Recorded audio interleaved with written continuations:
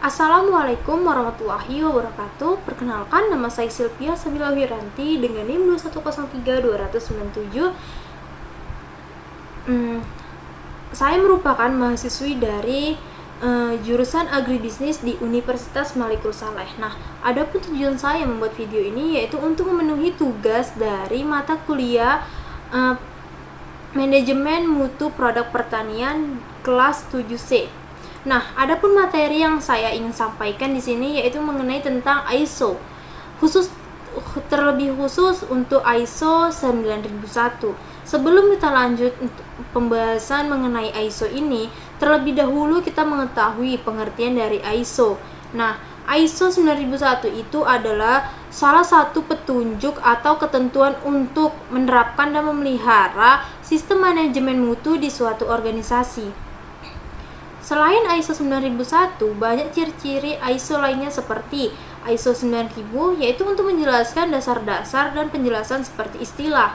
Nah, untuk ISO 9001 itu menjelaskan tentang pasal-pasal mengenai petunjuk atau ketentuan. Untuk ISO 9004 itu menjelaskan tentang petunjuk untuk meningkatkan kesinambungan bagi organisasi. Petunjuk untuk menguji diri atau self assessment menggunakan 5 langkah skor kematangan untuk sistem manajemen mutu. Nah, di sini kita akan bahas itu seperti yang saya bilang di atas. Di sini saya akan membahas khusus untuk ISO 9001 tahun 2015. Karena kenapa saya membahas itu? Karena mempermudah penerapan untuk seluruh industri terbuka. Selanjutnya itu apa sih manfaat dari ISO 9001 ini? Manfaat dari penerapan ISO 9001 tahun 2015 itu yang pertama, kemampuan menyediakan produk dan jasa memenuhi persyaratan pelanggan dan regulasi yang berlaku. Untuk yang kedua, memfasilitasi peluang untuk meningkatkan kepuasan bagi pelanggan atau konsumen. Untuk manfaat yang ketiga yaitu menangani resiko dan peluang terkait dengan konteks dan sasarannya. Untuk yang keempat, kemampuan untuk menunjukkan kesesuaian pada persyaratan SMM atau sistem manajemen mutu khusus. Untuk untuk manfaat yang terakhir yaitu pengakuan dari pihak ketiga untuk promosi. Nah, pengakuan ini maksudnya ialah ketika kita melakukan promosi dan meminta bantuan perusahaan lain itu berpihak atau mau membantu kita untuk melakukan promosi terhadap produk yang kita ingin jual. Nah, tadi dikatakan ada pihak yang berkepentingan dengan sistem manajemen mutu kan. Jadi, di dalam organisasi atau kompani, pihak yang berkepentingan itu ialah yang pertama seperti pelanggan atau pelanggan akhir. Yang kedua itu ada staf pegawai. Yang ketiga ada regulator. Yang keempat ada supplier atau subkon. Dan yang kelima itu ada manajemen.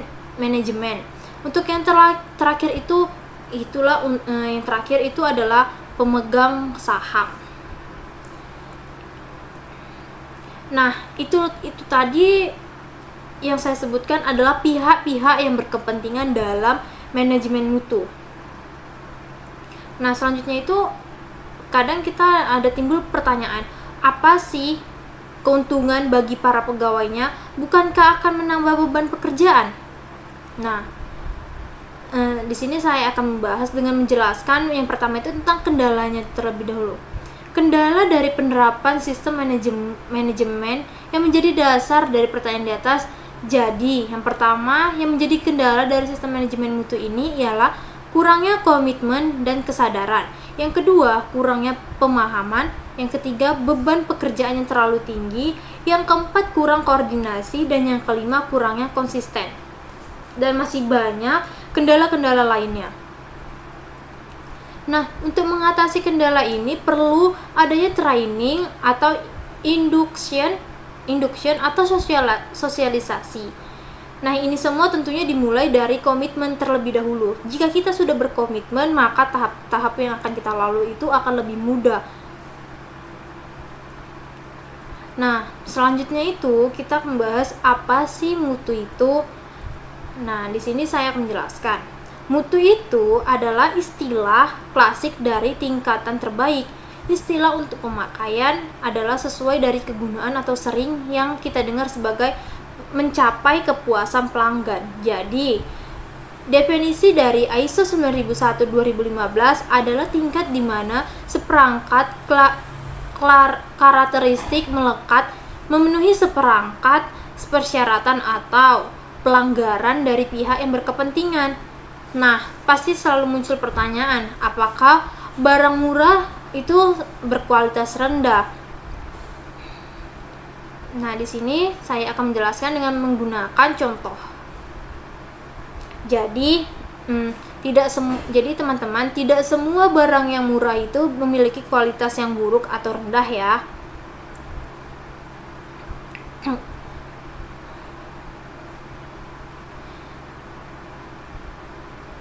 Misalnya, suatu perusahaan yang menerapkan sistem manajemen mutu, maka produk yang dihasilkan bisa juga berkualitas. Contohnya seperti air mineral.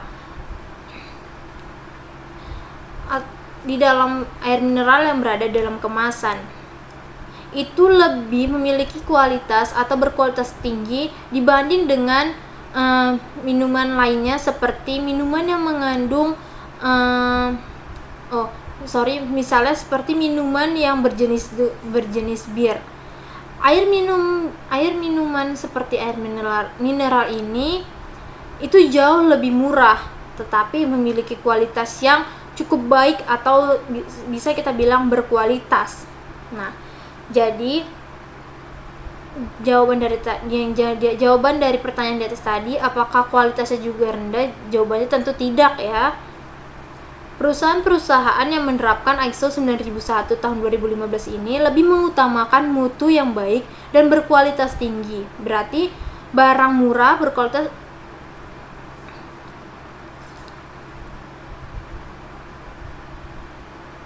Jadi barang yang murah itu belum tentu berkualitas rendah ya teman-teman. Bisa saja dia memiliki kualitas yang lebih baik. Dapat disimpulkan, semua produk murah itu tidak semuanya kualitasnya rendah ya teman-teman. Selanjutnya itu ada manajemen mutu. Apa sih sistem manajemen mutu itu? Nah, di sini saya akan menjelaskan satu persatu. Sistem itu adalah seperangkat elemen yang saling terkait dan saling berinteraksi. Manajemen itu adalah kegiatan terkoordinasi untuk mengarahkan dan mengendalikan suatu organisasi. Jadi, sistem manajemen itu adalah sistem untuk menetapkan kebijakan dan sasaran.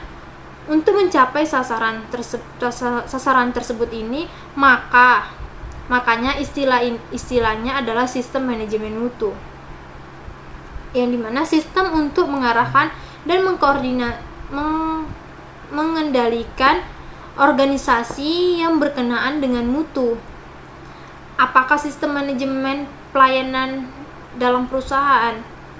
Banyak, misalnya ada sistem manajemen mutu tentang alat, sistem manajemen mutu tentang HACCP, sistem manajemen tentang anti-hair barley atau 3001 dan lain sebagainya. Nah, untuk ISO 9001 tahun 2015 ini mempunyai 3 pendekatan tersendiri. Yang pertama itu modelnya PDCA. Kemudian dia berpikir berbasis resiko. Kemudian pendekatannya itu adalah pendekatan proses. Nah, pasti kalian bertanya-tanya sih, proses apa gitu kan? Apa sih itu proses gitu? Jadi proses ini adalah input atau instruksi informasi material. Nah, juga ada kontrol dan mengendalikan input sampai dengan spesifikasi, standar, struktur, umpan balik, dan lain sebagainya. Seperti itu yang disebut dengan proses. Jadi, sebelum mendapatkan umpan balik, kita melewati tahap-tahapan yang seperti yang saya bilang tadi.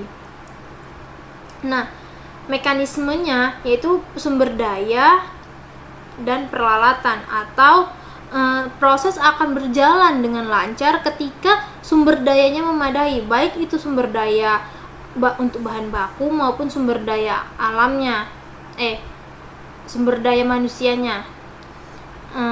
Nah, di sini akan keluar output. Output ini berupa barang atau jasa, laporan, report, dan lain-lain. Aktivitas yang memberikan nilai tambah terhadap input tadi. Bisnis dalam proses ISO 9001 tahun 2015 ini ada cycle seperti ada tentang persyaratan customer, persyaratan inilah yang berarti ada organisme dan konteksnya untuk planning, dan kemudian ada kebutuhan dan ekspektasi dari pihak ketiga yang mempengaruhi dari planning. Nah, planning ini maka kemudian harus disupport berupa pelaksanaan dan operasional langsung dalam ISO 9001 tahun 2015. Planning tadi ini adalah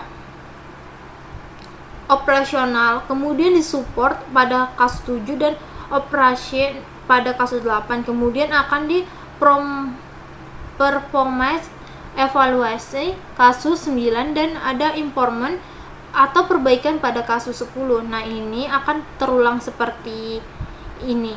Nah, di sini diperlukan leadership untuk melakukan dengan cara PDCA dan PDCA inilah quality system management. Nah, di sini ada juga product dan service output yang dari tadi inilah hasil dari quality dan dari quality management system, kemudian juga berupa kepuasan pelanggan. Ini semua adalah model proses melalui pendekatan PDCA. Bisnis proses ISO 9001 tahun 2015 ini persyaratannya seperti contohnya itu dari skema realisasi produknya itu ada output kepuasan pelanggan dan pengukuran manajemen dan resource manajemen pada ISO 9001 tahun 2015 ada 10 persyaratan. Nah, apa sih persyaratannya itu? Yang pertama ada skopi, yang kedua itu ada normatif referensi, yang ketiga ada team and definition, yang keempat ada context of the organization, yang kelima ada leadership, yang keenam itu ada planning, yang ketujuh ada support, yang kedelapan ada operation, yang kelima ada yang kesembilan itu ada performance evaluasi, yang ke-10 ada improvement. Memahami organisasi dan konteksnya. Nah, jika memahami organisasi dan konteksnya, ada topik yang pertama yang harus diingatkan. Apa yang harus didiskusikan, perubahan apa yang harus mempengaruhi kemampuan organisasi untuk mencapai tujuan sistem manajemen mutu ini. Nah, jadi organisasi harus memahami isu internal dan eksternal yang relevan dengan tujuan dan arah strategi, dan mempengaruhi kemampuan untuk mencapai hasil yang dituju dari sistem manajemen mutu. Dan kemudian organisasi harus memantau dan meninjau informasi mengenai isu internal dan eksternal tersebut. Nah, apa sih isu internal dan eksternal atau positif dan negatifnya? Eksternal itu seperti legal, teknologi, kompetitif, sosial, dan ekonomi. Internalnya itu seperti values, norma, budaya, knowledge, dan kinerja perusahaan. Memahami kebutuhan dan harapan pihak berkepentingan.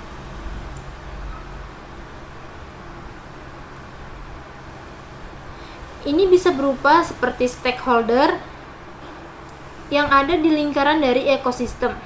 Dari stakeholder ada media, investor, kemudian direktur, pegawai, customer, regulasi, asosiasi, expert, random, jurnal publik, kompetitif, strategi partner, community, organisasi, dan lain sebagainya. Karena dampak atau potensi pada kemampuan organisasi untuk mampu menyediakan produk dan jasa yang memenuhi persyaratan pelanggan dan peraturan yang berlaku, maka organisasi harus memantau dan meninjau informasi tentang pihak berkepentingan yang relevan dengan SMM atau sistem manajemen mutu, dan persyaratan dari pihak berkepentingan tersebut yang relevan dengan SMM. Yang ketiga itu untuk menentukan ruang lingkup SMM atau sistem manajemen mutu. Apa saja untuk menentukan ruang lingkup SMM? Yang pertama, terdokumentasi, mempertimbangkan isu internal dan eksternal. Pihak berkepentingan produk dan jasa menjelaskan produk dan jasa dalam cakupan sistem manajemen mutu. Untuk yang keempat itu adalah proses sistem manajemen. Yang pertama itu ada mengetahui proses-proses yang diperlukan untuk sistem manajemen mutu dan penerapannya. Yang kedua itu ada menetapkan urutan dan interaksi proses-proses ini. Yang ketiga itu ada menetapkan kriteria dan metode yang diperlukan, memastikan operasi maupun kendali proses-proses ini yang efektif. Maksudnya terkendali, proses-proses ini berjalan dengan efektif. Untuk yang keempat itu memastikan tersedianya sumber daya dan informasi yang diperlukan untuk mendukung operasi dan memantau proses-prosesnya. Yang kelima itu ada memantau, mengukur di mana bisa diterapkan dan menganalisa proses-proses ini. Dan yang terakhir itu ada implementasi, menerapkan tindakan yang diperlukan untuk mencapai hasil yang direncanakan dan peningkatan berkelanjutan dari proses-proses ini. Maka semua proses ISO akan terkelompokkan dengan seragam atau daftar isi utamanya akan sama. Itu internal adalah ISO yang berasal dari internal perusahaan dapat mempengaruhi proses bisnis perusahaan.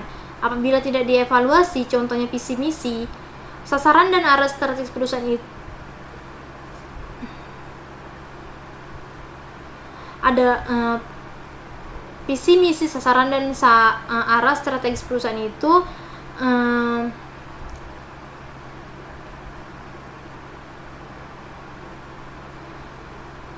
isunya akan eksternal. Untuk isu eksternalnya itu adalah isu yang berasal dari eksternal perusahaan yang dapat mempengaruhi proses bisnis perusahaan apabila tidak dievaluasi. Contoh, hukum sosial politik dan peraturan langsung. 4 konteks organisasi klausul ini mengharuskan organisasi untuk menentukan masalah dan persyaratan yang dapat berdampak pada perencanaan sistem manajemen. Tidak ada persyaratan untuk melampaui pihak yang berkepentingan dan relevan dengan sistem manajemen organisasi harus menetapkan isu-isu eksternal dan internal yang relevan dengan tujuan dan arah strategis dan yang mempengaruhi kemampuannya untuk mencapai hasil yang diinginkan dari sistem manajemen mutu. Organisasi harus memantau dan meninjau informasi tentang isu eksternal dan internal. Kebutuhan dan harapan pihak untuk selanjutnya itu ada kebutuhan dan harapan pihak terkait organisasi harus menentukan pihak yang berkepentingan dan relevan. Dengan sistem manajemen mutu, organisasi sekarang harus mempertimbangkan semua item yang dapat mempengaruhi kinerja dari sumber daya manusia, termasuk eksternal, internal, budaya sosial, ekonomi, teknologi, dan faktor hukum. Selanjutnya itu untuk menentukan ruang lingkup sistem manajemen mutu, organisasi harus menetapkan batas-batas dan penerapan sistem manajemen mutu untuk menetapkan ruang lingkupnya.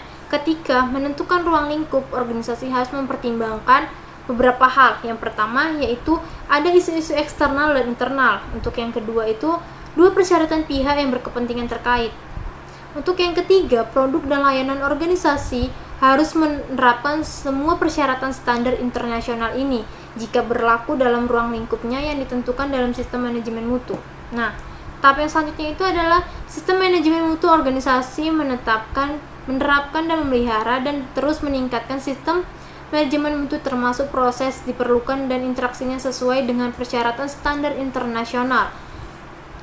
Sejauh diperlukan, organisasi harus memperhatikan beberapa hal. Yang pertama, memelihara informasi terdokumentasi untuk mendukung operasi dan proses tersebut. Yang kedua itu menyimpan informasi terdokumentasi untuk memiliki keyakinan bahwa proses yang sedang dilakukan seperti yang direncanakan.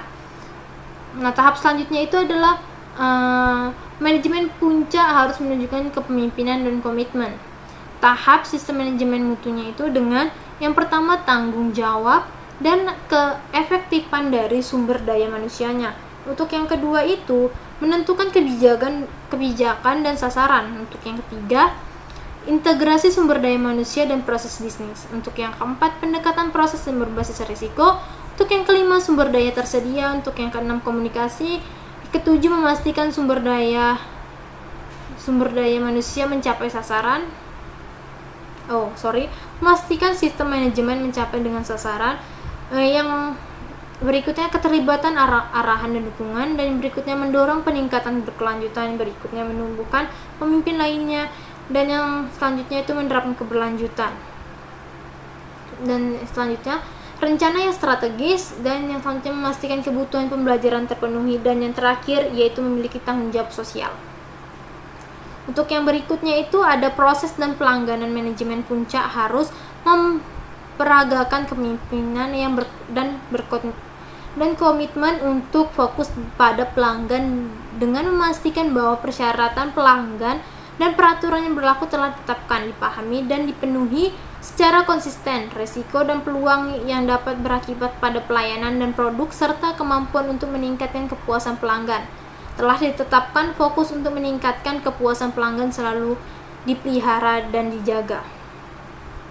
Untuk yang berikutnya itu ada kebijakan memiliki dua bagian, yaitu penetapan kebijakan mutu. Manajemen puncak harus menetapkan, menerapkan, dan memelihara kebijakan mutu seperti 1. Visi misi, yang kedua tujuan dan konteks organisasi, yang ketiga kerangka kerja dan sasaran, yang keempat komitmen dan memenuhi syarat sumber sistem manajemen mutu, yang kelima yaitu komitmen untuk menetapkan keberlanjutan, yang keenam menyediakan kerangka kerja untuk menetapkan, meninjau, dan mencapai tujuan mengenai mutu. Untuk yang ketujuh atau yang terakhir yaitu komitmen untuk memenuhi persyaratan sistem manajemen mutu.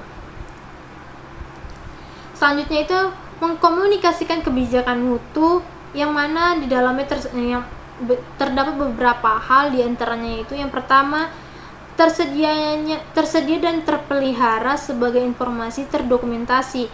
Yang kedua itu dikomunikasikan, dipahami, dan diterapkan. Yang ketiga dapat diakses oleh pihak-pihak yang berkepentingan. Yang keempat menjelaskan konsekuensi tidak mematuhi kebijakan mutu. Yang kelima itu tersedia untuk semua pemangku kepentingan. Nah, untuk yang selanjutnya itu ada planning.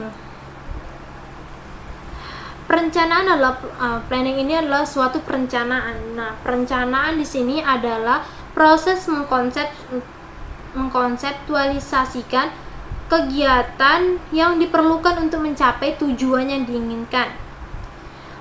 Adapun tujuan diinginkan ini adalah aktivitas pertama yang terpenting untuk setiap proyek tugas baru yang diinginkan diselesaikan.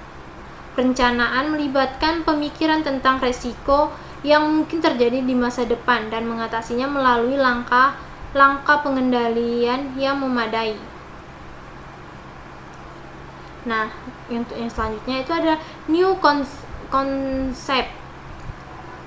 Rich based thinking dalam ISO 9001/2015 ini adalah termasuk aktivitas menilai setiap proses aktivitas, keadaan internal dan eksternal di mana pengaruh ketidakpastian dalam pencapaian tujuan dan riset based thinking, maka sebuah resiko akan diidentifikasi, dipertimbangkan, dan dikendalikan sehingga resiko tersebut tidak mengganggu pencapaian dari tujuan yang diharapkan. Untuk yang selanjutnya itu ada tindakan untuk mengelola resiko dan Peluang organisasi untuk merencanakan tindakan untuk mengatasi resiko dan peluang. Bagaimana mengintegrasikan dan menerapkan tindakan ke dalam proses sistem manajemen mutu dan mengevaluasi efektivitas tindakan ini. Tindakan yang diambil untuk mengatasi resiko dan peluang harus proporsional dengan dampak potensial pada kesesuaian produk dan layanan. Untuk tahap berikutnya itu ada sasaran organisasi dan rencana pencapaian sasaran.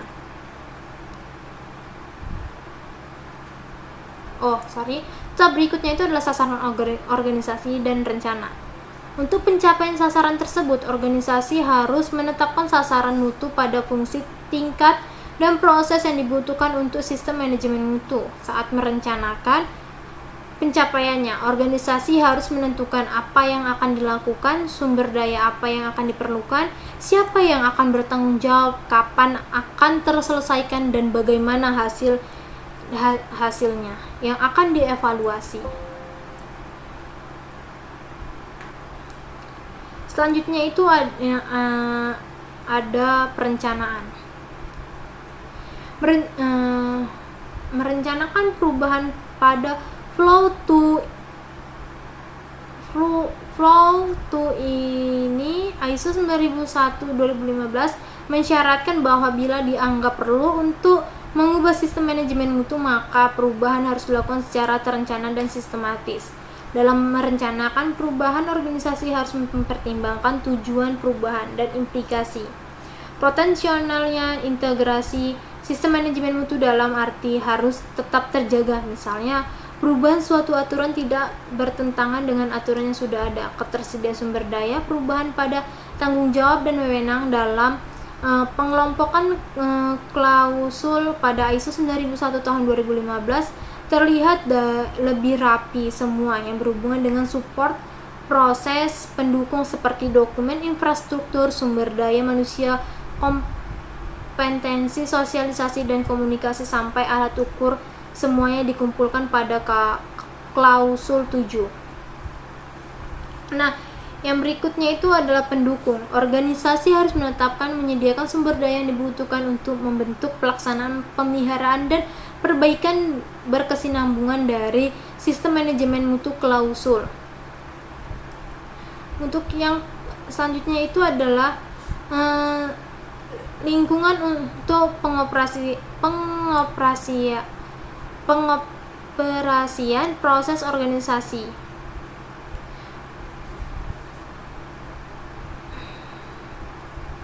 Proses organisasi mempelajari sendiri dan menentukan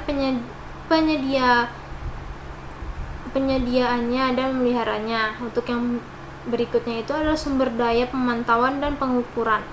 Persyaratan agar sumber daya yang diperlukan untuk pemantauan dan pengukuran yang sedia dan sesuai dengan jenisnya, maka dilakukan pemantauan dan pengukuran. Untuk yang selanjutnya itu ada pengetahuan organisasional. Untuk yang berikutnya itu ada pengetahuan organisasional. Persyaratan agar organisasi menginventarisir pengetahuan yang dibutuhkan. Persyaratan yang dimaksudkan ini agar berbagai pengetahuan yang dibutuhkan tidak hilang, entah karena tidak tercatat atau karena personal yang mempunyai banyak pengetahuan tersebut tidak lagi bekerja di organisasi. Nah, untuk yang berikutnya itu ada kompetensi.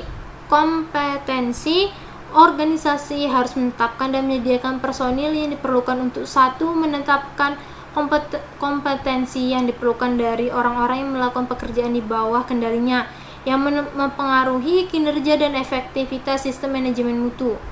2. Memastikan orang-orang yang bekerja kompeten atas dasar pendidikan, pelatihan, atau pengalaman. 3. Bila berlaku mengambil tindakan atau memperoleh kompetensi yang diperlukan dan mengevaluasi efektivitas tindakan yang diambil, mengevaluasi efektivitas dari tindakan yang telah diambil dan menyimpan informasi terdokumentasi sesuai dengan bukti kompetensi. Untuk yang selanjutnya itu ada awareness dan training organisasi. Harus memastikan bahwa orang-orang yang melakukan pekerjaan di bawah kendali organisasi menyadari kebijakan mutu, menyadari beberapa hal. Saya ralat.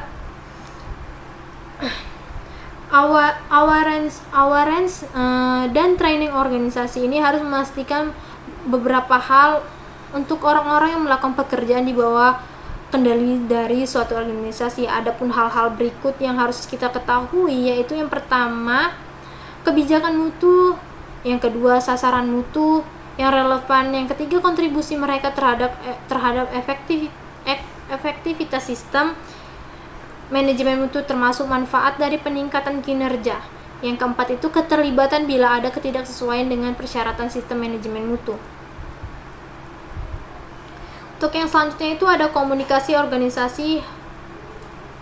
Untuk yang selanjutnya itu ada komunikasi. Organisasi harus menentukan komunikasi internal dan eksternal yang relevan dengan sistem manajemen mutu, meliputi yang pertama itu apa yang akan dikomunikasikan, yang kedua mengapa berkomunikasi, yang ketiga kapan berkomunikasi, dan yang keempat dengan siapa berkomunikasi, yang kelima bagaimana berkomunikasi, dan yang terakhir siapa yang berkomunikasi. Nah, untuk yang selanjutnya itu ada informasi terdokumentasi sistem manajemen informasi terdokumentasi. Sistem manajemen mutu, organisasi harus mencakup suatu informasi terdokumentasi yang diperlukan oleh standar. Dua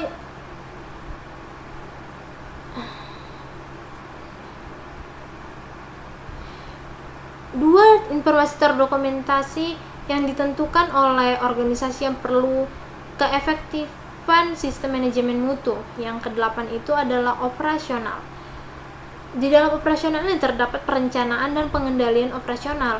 Organisasi harus merencanakan, menerapkan, dan mengendalikan proses yang dibutuhkan untuk memenuhi persyaratan untuk menyediakan produk dan layanan, untuk melaksanakan tindakan yang ditentukan dalam klausa 6 dengan menentukan persyaratan bagi produk dan jasa, menetapkan kriteria proses dan sumber keterimaan produk dan jasa, menetapkan sumber daya, menerapkan kendali proses sesuai dengan kriteria, menentukan, memelihara, dan menyimpan informasi terdokumentasi output dari perencanaan.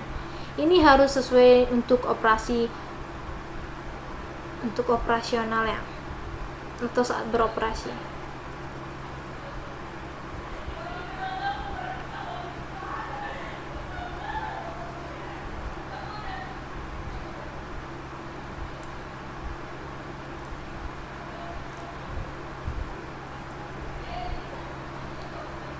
Untuk yang berikutnya itu ada persyaratan produk dan jasa yang meliputi yang pertama komunikasi pelanggan, yang kedua penentuan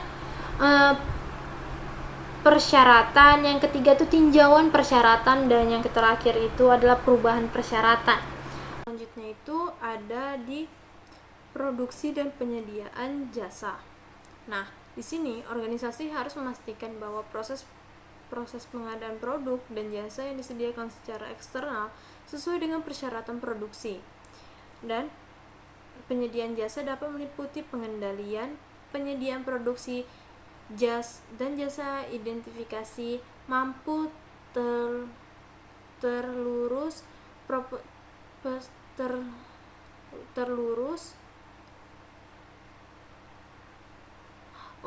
mampu telusuri properti milik pelanggan atau penyedia eksternal,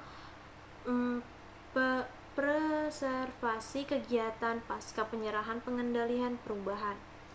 Nah, untuk yang selanjutnya itu adalah pelepasan produk dan jasa. Di sini organisasi harus menerapkan pengaturan yang direncanakan pada tahap yang sesuai untuk memverifikasi bahwa persyaratan produk dan layanan telah dipenuhi. Organisasi harus menyimpan informasi terdokumentasi pada pelepasan produk dan layanan. Untuk yang selanjutnya itu ada pengendalian ketidaksesuaian penggunaan metode yang sesuai dengan sifat dan lingkup Operasi output tidak sesuai terdeteksi secara konsisten. Output tidak sesuai dikendalikan untuk memastikan penggunaan yang tidak disengaja itu terjadi. Yang selanjutnya itu ada di bagian monitoring, pengukuran, analisis, dan evaluasi. Di sini, organisasi harus menetapkan apa yang perlu dipantau dan diukur. Metode untuk pemantauan, pengukuran, analisis, dan evaluasi yang diperlukan untuk memastikan hasil yang sah. Ketika pemantauan dan pengukuran harus dilakukan, ketika hasil dari pemantauan dan pengukuran harus dianalisa dan dievaluasi, organisasi harus mengevaluasi kinerja dan efektivitas sistem manajemen mutu. Organisasi harus menyimpan informasi terdokumentasi yang tepat pada bukti hasil evaluasi. Untuk yang selanjutnya itu ada kepuasan pelanggan. Nah, organisasi harus memantau persepsi pelanggan, sejauh mana tingkat kebutuhan dan harapan mereka telah terpenuhi. Organisasi harus menetapkan metode untuk memperoleh pemantauan dan meninjau informasi kepuasan pelanggan, harus dievaluasi sebagai penilaian kinerja secara internal dan pengendalian feedback persepsi pelanggan sebagai upaya perbaikan. Contoh monitoring persepsi pelanggan dapat meliputi seperti survei pelanggan